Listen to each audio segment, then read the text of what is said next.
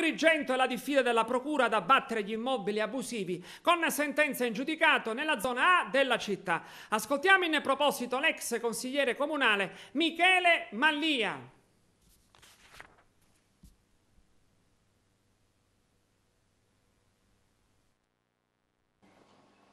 Da questo momento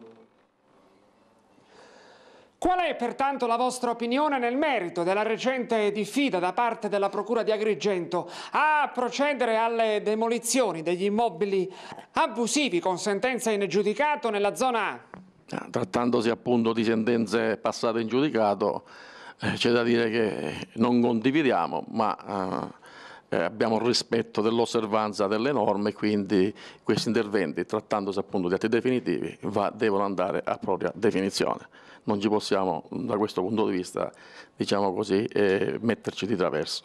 Però la questione pone dei quesiti non indifferenti, cioè a dire che gran parte di questi edifici oggi risultano su terreno non vincolato, questo dicono le norme.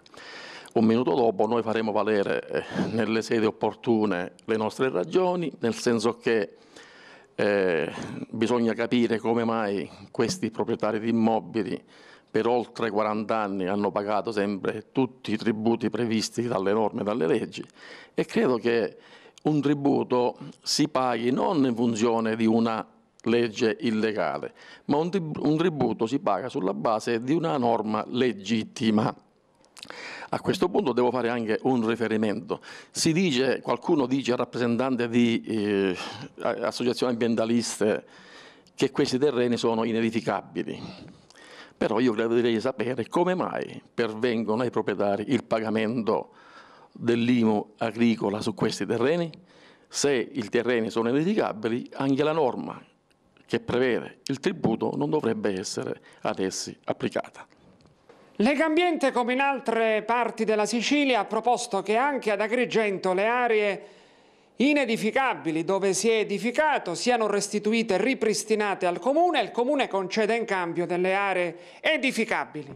Sì, io ho letto così questa proposta lanciata dal rappresentante locale di Legambiente e che noi respingiamo fortissimamente, nel senso che non è affatto possibile una similitudine, nel senso che a Triscina o a Castelvetrano quel baratto che si intende fare riguarda esclusivamente terreni sui quali vi sono i fabbricati, ma sono demaniali.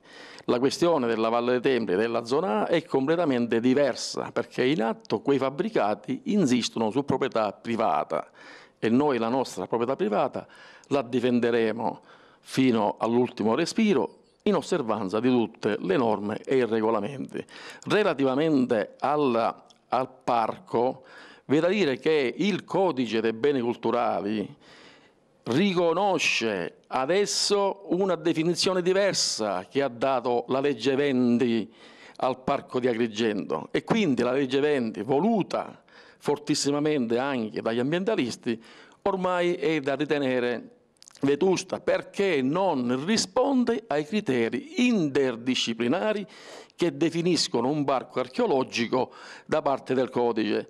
Mi spiego meglio: all'interno del Parco di Agrigento vi sono usi ed attività quali rifornimento di carburanti, vi sono autorimesse di autobus, vi sono case di cura, vi sono ristoranti di proprietà privata, vi sono uffici di ASL, e quindi tutti questi usi e queste attività non si conciliano con un parco archeologico, o meglio ancora con la definizione che dà il codice ai parchi archeologici siciliani.